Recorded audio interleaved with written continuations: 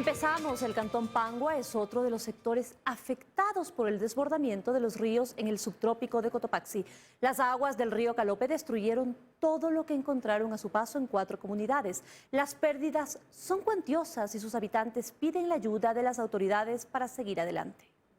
El desbordamiento de las aguas del río Calope arrasó con casas, emprendimientos, parte de la vía y servicios básicos en varios recintos del cantón Pangua. Mientras avanzamos, es visible la devastación. Las pérdidas son incalculables en los habitantes que viven de la agricultura y ganadería. Todo se llevó el río, las casas, incluso mi casa que está al principio la viró, no se la llevó, pero la viró, se llevó todo lo que había adentro. En donde termina lo que era la vía de ingreso, debemos caminar para llegar a poblados que empiezan a recibir la visita de brigadas. Con el dolor de haber perdido lo que era su sustento, don René García no sabe qué hacer. El agua se llevó sus animalitos y destruyó los galpones. Perdí una chanchera de 60 chanchos, se la llevó el río. Ahora pues no sé cómo acercarme porque no tengo cómo responder. Aún con temor, los moradores recuerdan que este tipo de desastres naturales no se había registrado nunca. En su mente aún está cómo el agua se desbordó y se llevó todo lo que tenían. Primera vez, ya vivo 40 años aquí. Primera vez así pasa esos fracasos. Nunca ha pasado eso. Algunos de sus habitantes se dedican a la exportación de plátano. La destrucción de las vías les deja de manos cruzadas. Hoy dan gracias por tener lo más preciado que es la vida y piden el apoyo de las autoridades para volver a comenzar junto a sus vecinos. Principalmente trabajar con lo que es ahorita. Si no podemos sacar eso con las vías que están así cortadas, entonces si no sacamos no comemos. Queremos a todas las autoridades competentes que nos ayuden con la vía, a los demás vecinos que se quedaron sin casas, están aislados, como usted verá, y están en la iglesia. En Cotopaxi, Juan Pablo Toro, 24 horas. Y entidades de emergencia empezarán a habilitar las vías aledañas al aluvión de la comuna en Quito para reactivar la zona. La emergencia, según las autoridades, pasa a fase 5. Paul Coello nos explica los detalles desde el sector de La Gasca. Paul, muy buenas tardes. Adelante, por favor. Hola María Gracia, ¿qué tal amigos? Buenas tardes. Así es, esta mañana el COE Metropolitano anunció que la emergencia acá en el sector de la comuna por el aluvión pasa a fase 5. ¿Qué implica esto? Básicamente que maquinaria pesada empezará a liberar espacios y a habilitar las vías aledañas acá a la comuna. Nosotros tenemos un informe preparado sobre lo que manifestaron esta mañana en el COE Metropolitano. Escuchemos. Más de 72 horas han pasado de la emergencia registrada por el aluvión del sector de la comuna y las posibilidades de encontrar a ciudadanos con vida o sus cuerpos es prácticamente nula. Por eso el COE Metropolitano anunció este viernes que según normativas internacionales, la emergencia pasa a fase 5. Implica una recuperación de la zona. El cuerpo de bomberos empezará a entrar con máquina pesada para remover escombros y también con una serie de equipamiento y canes. Trabajarán solo hasta las 8 de la noche y en la mañana siguiente seguirán con las actividades. Así es, las entidades de socorro empezarán a limpiar las vías con maquinaria pesada, especialmente en los lugares más críticos, en donde se realizaban trabajos de rescate. A partir de las 8 de la noche también se habilitarán ya las vías aledañas a la zona 0, es decir, ya podrán circular vehículos con la señalización que disponga para el efecto la Agencia Metropolitana de Tránsito. Guardera señaló que se activará el fondo de emergencia que tiene el municipio para este tipo de catástrofes, con el objetivo de ayudar a las personas damnificadas y que también empezará a canalizar la ayuda que recibió el municipio de otros países. Hay varios gobiernos que nos están ya donando electrodomésticos, cocinetas, refrigeradoras, en fin, que nos van a servir para poder ir con respecto a viviendas y negocios que han sido afectados, saber cómo va, en qué va a consistir el apoyo, más allá del fondo que está ya activado para poder de alguna manera paliar esta grave situación, la dolorosa que han sufrido las personas. Señalaron que aún los riesgos en las laderas siguen latentes, pero que varios equipos de emergencia se encuentran monitoreando y trabajando en 7 quebradas, donde existe esta alerta. Hay que entender que vivimos en una ciudad multiamenaza y que sobre todo Laderas del Pichincha es una zona de riesgo.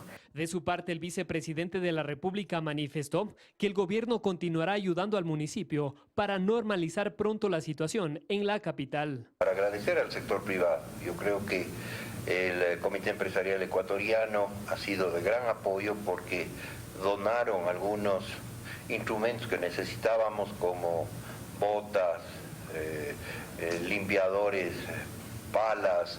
Los datos del municipio detallan que hasta el momento existen 27 personas fallecidas, 55 heridas y 2 desaparecidos. En Quito, Paul Coello, 24 horas. Así es como pudieron observar, nosotros nos encontramos también acá en la zona cero donde continúan los trabajos de limpieza de escombro. Algo positivo es que todo el país se ha sumado a esto. Vemos volquetas de la provincia de Manabí, también de Santo Domingo y de otros lugares del país. Han venido también grupos sociales a dejar donaciones, a dejar víveres, a dejar alimentos a los obreros que han trabajado ininterrumpidamente en esta zona. Nosotros permaneceremos acá para contarles más detalles en nuestras próximas emisiones. María Gracia, tú continúas con más noticias. Amigos, buenas tardes. Estaremos pendientes de la información. Paul, muchísimas gracias. Buenas tardes también para ti. Y ahora vamos a revisar otro tema. El precio del petróleo superó la barrera de los $90 por barril por primera vez desde el año 2014. La tensión de un posible conflicto bélico entre Rusia y Ucrania ha contribuido al incremento. Luego de 7 años, el barril de petróleo volvió a superar los $90. Este viernes llegó a $92 el precio del barril intermedio de Texas, WTI, referente del crudo ecuatoriano. La demanda, explica Fernando Santos Albite, ha incrementado, pero no la oferta. Y la oferta sigue con problemas. La OPEP ha decidido subir un poco la producción, que no es suficiente y los países no pueden, inclusive como han cerrado tanto tiempo los pozos, llegar a la producción normal. La demanda se ha desbordado. Las razones para este incremento son varias. Según dijo en el evento ENAEB, el gerente de desarrollo de negocios de Argus Media Latinoamérica, entre otras cosas, se han reducido los inventarios de los OCDE a mínimos. Esto obviamente demuestra que el incremento de la demanda fue subestimada en el corto plazo. El segundo punto es la oferta. Y por sobre todo hay esta amenaza bélica entre Ucrania y Rusia. Rusia es el principal productor de petróleo y gas en Asia, el segundo en el mundo. Un conflicto crearía un caos. Todo esto causa que los inversionistas se vuelquen a comprar futuros de petróleo. Este conflicto obviamente tiene mayor impacto en el gas natural en lo que respecta a Europa, pero también está impactando obviamente el precio. Ecuador sustentó la proforma presupuestaria 2022 con un precio promedio del barril de petróleo de $59.20 y en este momento es beneficioso para el país, aún con el costo del crudo ecuatoriano. Como el Ecuador produce crudo pesado que va a los Estados Unidos, y compite con el crudo pesado de Venezuela. Y como no hay producción venezolana, está prohibida ir a los Estados Unidos, el precio del crudo ecuatoriano se ha revalorizado. O sea, estamos en un gran momento. Debemos estar vendiendo en $80 el barril. Si el precio subirá más o no, es una discusión que tienen los expertos. Muchos creen que no incrementará más debido a presiones de países compradores en los cuales incrementa la inflación. En Quito, María Gracia Costa, 24 horas. Y rigen nuevas medidas para ingresar al país. El COE Nacional ha flexibilizado los requisitos tras la disminución de contagios. Luis Alfredo Zúñiga nos cuenta más desde el aeropuerto de Guayaquil. Hola Luis, muy buenas tardes, por favor adelante. Así es, ¿cómo están? Muy buenas tardes. A esta hora me encuentro en el aeropuerto José Joaquín de Olmedo de Guayaquil y en efecto, ya rigen en Ecuador las nuevas medidas para los pasajeros que deseen ingresar al país. El COE Nacional ha flexibilizado las restricciones y quizás de las principales novedades es que ahora los pasajeros también pueden presentar una prueba de antígeno y ya no solo exclusivamente la PCR junto al carnet de vacunación para poder ingresar a Ecuador. Les hemos preparado un informe. el COE Nacional dispuso al Ministerio de Salud actualizar los lineamientos para ingresar al país. Todo pasajero mayor de 16 años deberá presentar el carnet de vacunación contra COVID-19 con al menos 14 días de vigencia, además del resultado negativo de una prueba RT-PCR. Y la novedad es que también se aceptará la prueba de antígeno. Estas deben ser realizadas hasta 72 horas previo al embarque. Es decir, ya dentro de los requisitos se pueden optar por la prueba de antígenos. Además, informó que si en la próxima reunión del COE Nacional las cifras de contagio siguen a la baja, las medidas podrían ser aún más flexibles. Podríamos ya optar en eliminar cualquiera de las dos pruebas y solamente quedaría el certificado de vacunación. El certificado de vacunación es un buen elemento para que nos sintamos tranquilos de que quien está viajando es una persona sana. Niños de entre 2 y 16 años deberán presentar el resultado negativo de una prueba de antígeno o RT-PCR. En el aeropuerto José Joaquín de Olmedo de Guayaquil ya están vigentes estas disposiciones y se hacen controles. Entre 6 a 10 funcionarios del Ministerio de Salud. Y nosotros en el sector mantenemos aproximadamente entre 4 a 6 personas. Las 2 primeras semanas de enero disminuyó la cantidad de pasajeros nacionales e internacionales en el aeropuerto de Guayaquil, debido al aumento de contagios, por lo que se espera que con estas nuevas medidas aumenten los turistas. La prueba de antígeno generalmente le entregan aproximadamente 4 horas después de tomarse la prueba. Esa facilidad permite al pasajero de que pueda viajar con menos complicaciones. Actualmente en el aeropuerto José Joaquín de Olmedo de Guayaquil no hay mayores controles para el ingreso, pero se mantiene un aforo del 50%. Esa es la información a esta hora de la tarde desde el aeropuerto José Joaquín de Olmedo de Guayaquil. Estas medidas que ahora entran en vigencia van a ser revisadas semana a semana y endurecerlas o flexibilizarlas aún más va a depender de la situación epidemiológica del país. Esa es la información. Continúan con más en Estudios. Buenas tardes. Muy buenas tardes, Luis Alfredo. Muchísimas gracias. Importante información para tomar en cuenta. Y todavía se registra una baja asistencia de personas en los diferentes vacunatorios de Guayaquil, mientras se alista para este fin de semana jornadas de vacunación para niños de 5 a 11 años. Valery Villalba está en el vacunatorio de Mucho Lote y tiene más detalles. Valery, muy buenas tardes.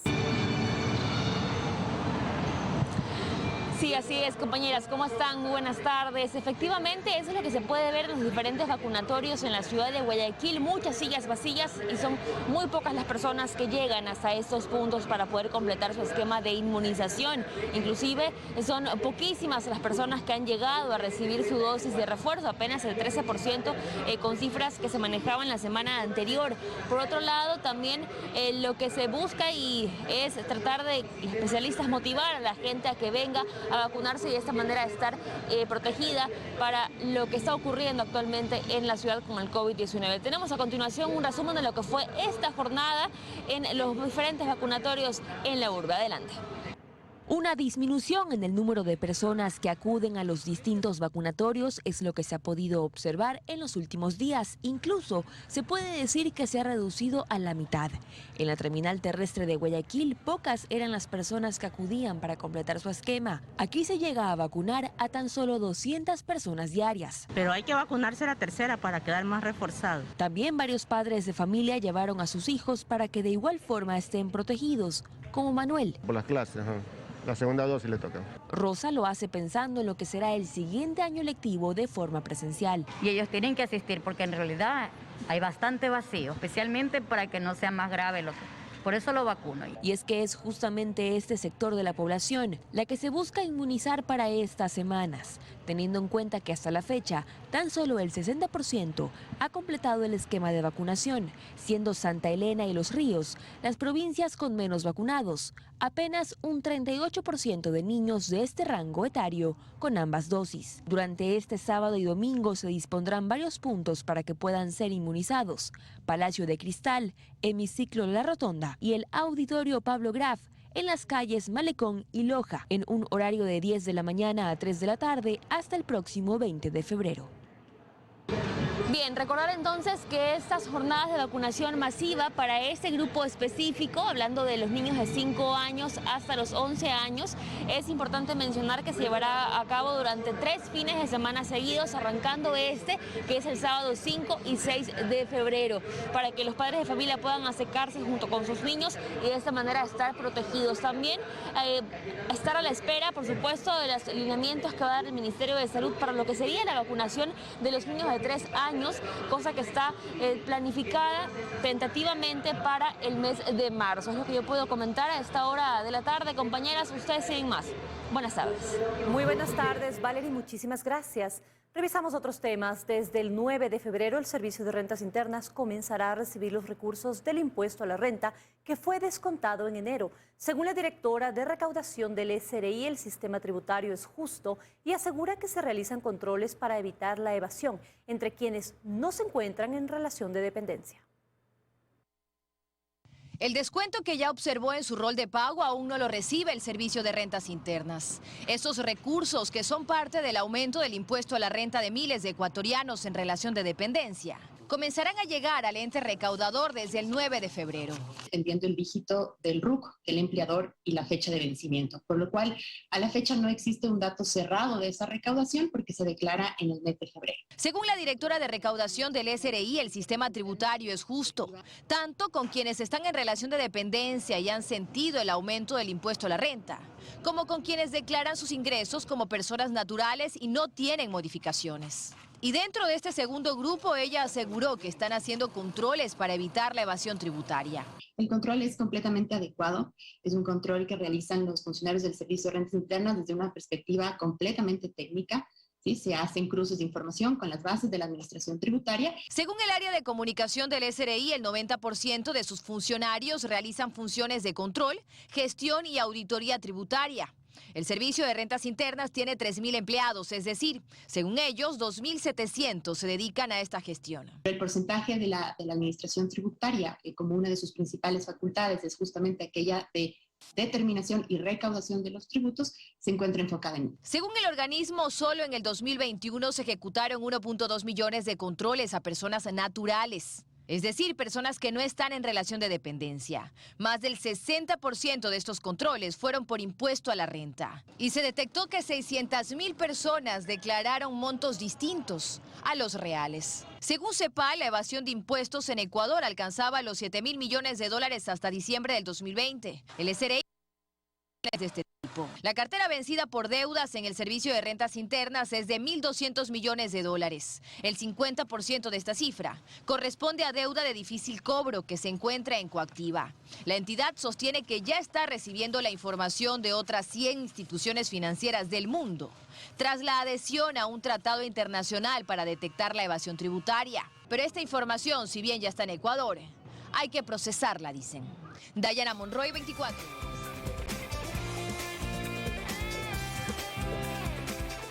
Seguimos con más noticias. El exsecretario de Comunicación del Correísmo, Fernando Alvarado, sumó una segunda orden de prisión en su contra por retirarse el dispositivo electrónico en 2018. Con esto se ordena su inmediata captura. Daniela Valencia informa.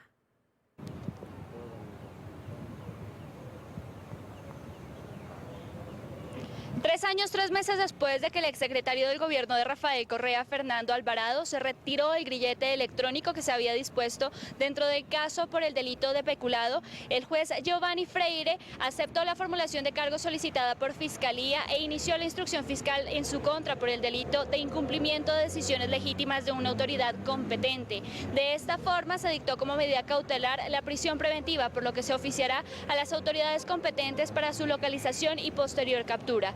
Durante la audiencia, que se extendió por 1 hora y media, el fiscal Martín Navarrete narró cómo desde el 20 de octubre de 2018, Fernando Alvarado, mediante un mensaje de WhatsApp, agradeció al centro de monitoreo de este grillete por una atención cordial y dijo que se iba a un país que le había dado el asilo. Desde esta fecha se desconoce su ubicación. Durante el tiempo que tuvo este grillete se emitieron 1.393 alarmas, 595 de ellas consideradas como eventos críticos. Este delito tiene una pena privativa de libertad de 1 a 3 años. El vocal del Consejo de la Judicatura, Fausto Murillo, fue nombrado como presidente del organismo en reemplazo de la renunciante María del Carmen Maldonado. Fausto Yepes informa.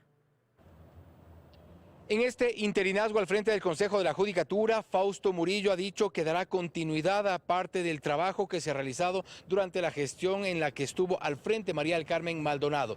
Como temas importantes y urgentes ha dicho que tiene que poner énfasis en la evaluación a jueces, por ejemplo, también el proceso de evaluación a fiscales que está en marcha y también procesos de innovación y refuerzo tecnológico para todo el sistema de justicia. No obstante, respecto de las razones que movieron a María del Carmen Maldonado para salir de su cargo, Fausto Murillo asegura que está de acuerdo con la resolución de la Corte Constitucional que quitó a quien presida el Consejo de la Judicatura la potestad de suspender o sancionar de forma temporal a los jueces. Esto fue lo que dijo.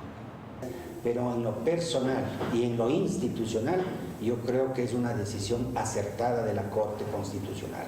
Suspender a los jueces como medida cautelar es un asunto delicado. Y qué mejor que no sea una persona, así sea el presidente o la presidenta, sino lo mejor es que sea el órgano colegiado, a fin de que se analice, se profundice y realmente se llegue a esa medida cautelar cuando se trata de una infracción gravísima y de que existen elementos suficientes como para poder adoptar esa medida preventiva que le suspende al juez por 90 días. Entonces hay que pensar también que el servicio judicial se puede ver afectado. Es un asunto delicado y extremo, no es usual, es extremo y extraordinario. Y respecto de algunos jefes de departamentos y autoridades internas del Consejo de la Judicatura, Fausto Murillo ha dicho que hará un proceso de evaluación interna para resolver si se queda o no con algunos o también si es que nombra nuevos directores si fuera del caso.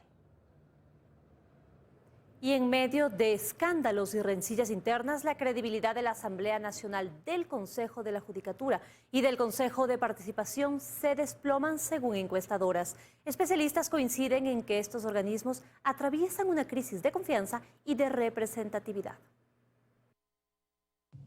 Al término de 2021, Perfiles de Opinión revelaba que el Consejo de la Judicatura, el Consejo de Participación Ciudadana y la Asamblea Nacional se encontraban entre los 8 organismos con menor credibilidad en el país.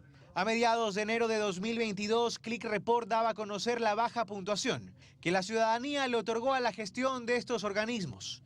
Apenas el 20,56%, por ejemplo, calificó como buena la gestión del Consejo de Participación Ciudadana. Un poco más, pero tampoco mucho. El 25% calificó igual a la Asamblea Nacional. Francis Romero es el director de Click Report. En nuestras investigaciones hemos visto cómo han roto todo tipo de récords. En menos de 7 meses lograron defraudar a los ecuatorianos. La confianza en la justicia aún peor.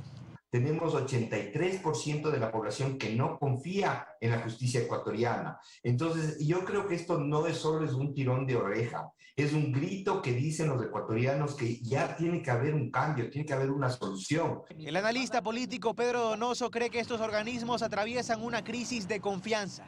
Encuentra respuestas en el sentir ciudadano, pues no son pocos los problemas que se afrontan a diario. Y el respaldo del Estado a través de sus organismos, asegura, no se siente.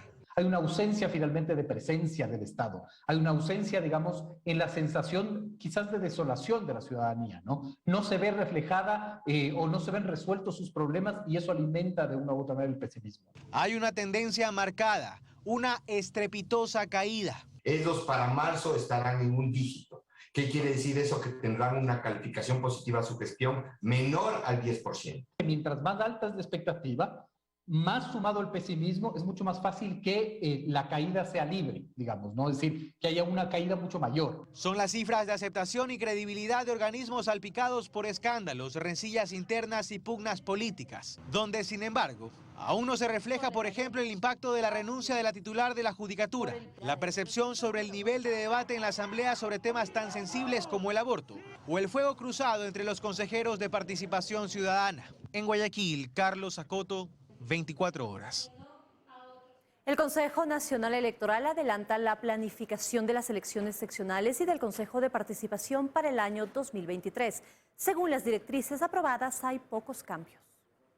Las elecciones se acercan a medida que se aproxima la fecha tope para que inicie el año electoral, cuando ya no se puede cambiar nada en las reglas del juego. Es así que el Consejo Nacional Electoral, en su borrador de calendario, fijó ya como fecha hito para las elecciones seccionales el 5 de febrero de 2023. Esto lo explica la presidenta Diana Tamaint. Este es el calendario que en las próximas fechas, en próximos días, se tendrá que oficializar a través de una sesión de pleno del Consejo Nacional Electoral. Esteban Ron recuerda lo que se puede y no hacer en este punto. El Código de Democracia sí lo establece, que no puede modificarse la ley electoral hasta un año antes de cada elección. Lo que sí hará el CNE son adecuaciones reglamentarias. El CNE aprobó también las directrices que servirán como hoja de ruta del proceso. Así lo explica el vicepresidente Enrique Pita. Es el plan operativo referencial para las diferentes actividades que se van a realizar. Entre lo trascendental está que se mantendrán 2 urnas por cada junta receptora del voto. La una será para alcaldes y prefectos y la otra para concejales, vocales de juntas parroquiales y Consejo de Participación Ciudadana. Además, levantarán el catastro para analizar posibles mejoras para bodegas electorales, centros de procesamiento electoral, de digitalización de actas y de recintos electorales. Marcan una diferencia a las elecciones del 2019 en virtud de que se realizarán nuevas actividades, entre ellas las que tenemos que cumplir por mandato legal. Para el próximo proceso se prevé llevar adelante, de acuerdo a lo que establece el Código de la Democracia, un plan de voto electrónico, voto telemático, y se prevé también hacer un ejercicio similar acá en el Ecuador. Y hay 2 cambios interesantes propuestos. Una norma que va a vigilar que no se den cambios significativos en número respecto a 2 dignidades en cuanto a electorado en una misma junta receptora de voto. Se trata de incentivar el voto de la Policía Nacional y las Fuerzas Armadas. Recordemos que es un voto facultativo. ¿Y qué pasará en el caso de las posibles consultas populares? Respecto a la consulta popular en el ámbito de la función judicial y las reformas de carácter laboral, como es una consulta popular por iniciativa presidencial, solo basta el decreto, el control de constitucionalidad y listo. En el caso de la consulta en Quito, en el ámbito minero, el colectivo proponente tiene que recoger las firmas. Tendríamos que esperar que se oficialice y en virtud de ello también presupuestar una papeleta adicional más. También el Consejo de Participación Ciudadana y Control Social puede continuar con el proceso de renovación parcial del CNE, independientemente de la organización de las elecciones. En Quito, María Gracia Acosta, 24 horas. Y en la actualidad no existe un mecanismo de consulta inmediata que le permita a los ciudadanos conocer si constan como adherentes de alguna organización política. ¿Está usted afiliado sin su conocimiento? Le explicamos cómo saberlo y el proceso para desafiliarse. En 2012, en medio del escándalo por las llamadas afiliaciones falsas, el Consejo Nacional Electoral restringió el libre acceso a los datos sobre adhesiones a partidos políticos, tema del que se podía saber simplemente a través de la página web del organismo. En la actualidad, si usted quiere conocer si sin su consentimiento consta como adherente de una organización, debe consultarlo en la ventanilla de la delegación electoral más cercana. De manera inmediata se desafilia y se entrega el apoliticismo. Así lo hice. En ventanilla me informaron que aparecía como adherente de Alianza País y claro, procedí a desafiliarme. El trámite apenas tomó unos minutos. Ahora, otro tema aparte es la anulación, es decir, borrar del registro que alguna vez hubo constancia de esta adherencia involuntaria. Aquello puede tomar semanas. Tiene que hacerse la solicitud, nosotros enviamos a Matriz el documento prácticamente con la denuncia del ciudadano para poder ver por qué fue afiliado o cuándo fue afiliado, revisar la firma de la cédula versus el registro o el formulario de inscripción y luego proceder con la anulación. Lo que explicaría por qué muchos cumplen solo con el primer paso.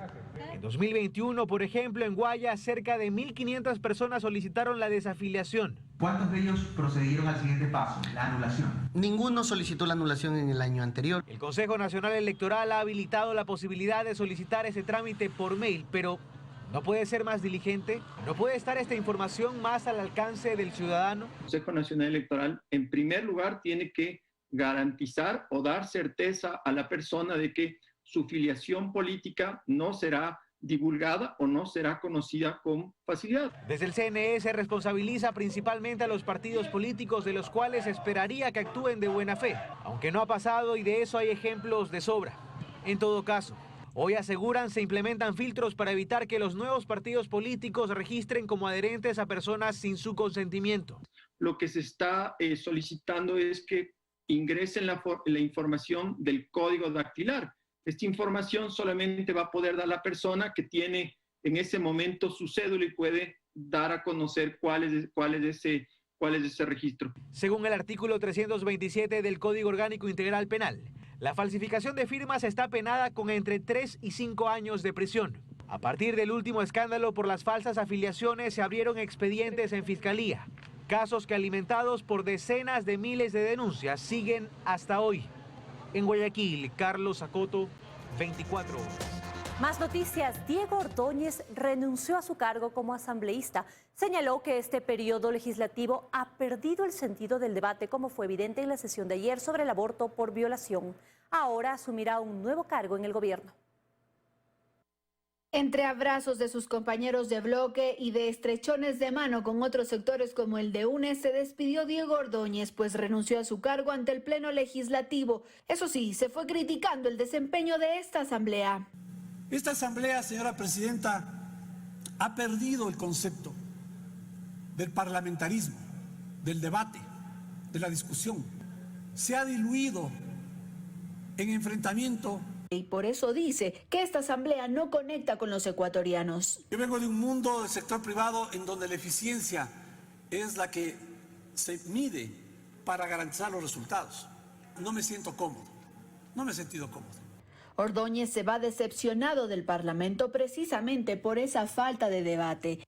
Probablemente en lo del debate del día de ayer se hizo más evidente, ¿no? Pero me parece que eso que usted usa sirve de ejemplo para entender que la Asamblea tiene que cambiar una dinámica. Y claro que tiene que cambiar. Por ejemplo, en la sesión de ayer sobre aborto por violación se dijeron criterios sin rigor alguno y por esa razón han sido duramente criticados por la ciudadanía. Le van a poner, como dicen, cloruro de sodio dentro de la madre para que ahí se muera antes de que nazca. Muchas jóvenes están contentas porque piensan que se va a legalizar el aborto. No toda mujer tiene derecho a controlar su propio cuerpo. Precisamente son los mismos legisladores que también cuestionan aquellos discursos. Que hay intervenciones que están basadas no solo en un prejuicio dogmático, sino que están, digamos, también contaminadas de muchísima ignorancia. Debemos estar a la altura. La Asamblea Nacional le debe muchas cosas al país, no es solo un debate. Otros buscan justificaciones. Ayer, justamente después de un largo debate, más de 10 horas, pues llega un agotamiento propio de una naturaleza cognitiva y además de eso intelectual. Ojalá y el agotamiento no afecte a los acuerdos que tienen que darse para que se someta a votación este proyecto de ley la próxima semana. En Quito, Andrea Samaniego, 24 horas. La Policía Nacional y otras organizaciones llevan funciones de cine móvil a barrios de Quito, donde se han identificado índices de inseguridad en los espacios públicos. La iniciativa, además de reunir a la comunidad, busca crear una cultura ciudadana de reciclaje y separación de la basura. A continuación les presentamos un buen plan: ir al parque y ver una gran película. ¿Gratis? No, a cambio de desechos reciclables. ¿Por qué en el parque? Porque hay que recuperar los espacios, y donde antes se reunían los desocupados a libar, ahora vienen las familias a divertirse y de paso a evitar la contaminación del planeta. ¿Qué es lo que utilizamos? Una herramienta espectacular que es el cine móvil. Es una pantalla gigante de 48 metros que llega al barrio y es una emoción ver a los viejitos, a las personas adultas que llevan su residuo limpiecito y dicen: quiero que me cambie por mi funda de canguil, quiero sentarme en el cine. Esta iniciativa reúne a varias personas de instituciones. Uno de los actores clave en el asunto es la Policía Nacional, que había identificado un problema grave. Se pudo visualizar que los servidores policiales retiraban entre 4.000 a 5.000 personas que se encontraban consumiendo bebidas alcohólicas en estos espacios públicos. Entonces se despliega este plan de recuperación de espacios con el cine comunitario, que ayuda a fortalecer la convivencia en la comunidad y el orden, pero además promueve el reciclaje. Ellos tienen un acercamiento con la comunidad y podemos ya empezar a interactuar con la comunidad y aplicar el proyecto. A decirle, vamos a limpiar los espacios, vamos a recuperar el espacio con reciclaje, vamos a recuperar el espacio nuevamente como ciudadanos y vamos a unirnos. Pero uno de los principales problemas con los que se han encontrado es que la gente no sabe reciclar. El primer obstáculo fue que la gente no sabe reciclar y te pone de todo en los big bag o las bolsas donde se recicla, te pone de todo. Y ahí es donde entra en juego la Red Nacional de Recicladores y Arca Continental, que apoya el trabajo de los recicladores de base. Ellos intervienen con su mensaje para que las personas aprendan a separar su basura en casa. Que generemos esa cultura de separación en la fuente, de que los desechos orgánicos se vayan por un lado y todo lo que es cartón, vidrio, metal, PET, botellas de plástico, fundas de plástico estén limpias en otro lado. Al hacer esto, permiten que los recicladores de base, que con su trabajo dan una enorme mano al medio ambiente, también puedan percibir sus ingresos de manera digna. Ese material separado en la fuente de los desechos orgánicos generan un trabajo digno del reciclador, generan un acceso digno al material y esa gente se significa, o sea, tiene un trabajo, un estilo de vida mejor. Hasta ahora, el cine por reciclaje ha estado en 4 barrios. Las familias han ganado los espacios a la inseguridad. Los ciudadanos han podido disfrutar un buen momento a cambio de reciclar y esos desechos tendrán un segundo uso en vez de ir a parar al relleno sanitario o a una quebrada. Es muy bonito ver a los niños, adultos mayores, personas adultas que se concentran, no solamente para recibir mensajes de seguridad, sino también mensajes de cómo cuidar el medio ambiente. Capitán, ¿y cuándo va a ser el próximo evento? ¿Usted nos puede decir? Paquito, ¿tú sabes cuándo es el próximo evento? Claro que sí, mi capitán. Va a ser en el distrito Quitumbe, en la ciudad de La Ibarra, en el Parque Primicias de Las Paz. ¡Los esperamos! No se lo pierdan. Tomás Chufardi, 24 horas.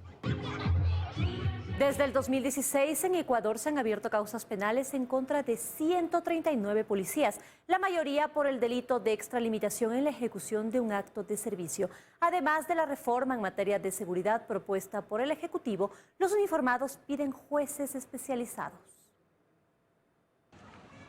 Casos como el del cabo Santiago Olmedo en Ecuador hay muchos, aunque tampoco tantos como en los últimos días se había afirmado. Si bien no son 900 los policías procesados penalmente por hacer su trabajo. Datos del Departamento de Defensa Institucional de la Policía Nacional revelan que desde el 2016 a la fecha se han abierto causas penales en contra de 139 uniformados. Nosotros los servidores policiales no tenemos la seguridad jurídica como herramienta que nos proteja para cumplir nuestra función estatal. Cuando utilizamos el arma de fuego nos pasa toda nuestra vida por delante. Y es que los agentes procesados han sido acusados de cometer delitos como extralimitación en la ejecución de un acto de servicio, que son la mayoría, 65 casos. Por tortura hay 46. Por homicidio 17, por asesinato 4, por homicidio culposo otros 4, por lesiones 2 y por muerte culposa 1. Se realizó una encuesta alrededor de más o menos 700 servidores policiales, donde se determinó que un 70% temía más que a perder su vida a la función judicial. En cuanto a lo avanzada que están las causas, la mayoría permanecen en etapa de indagación previa, 102. A instrucción fiscal han pasado solo 2 casos y en etapa de juicio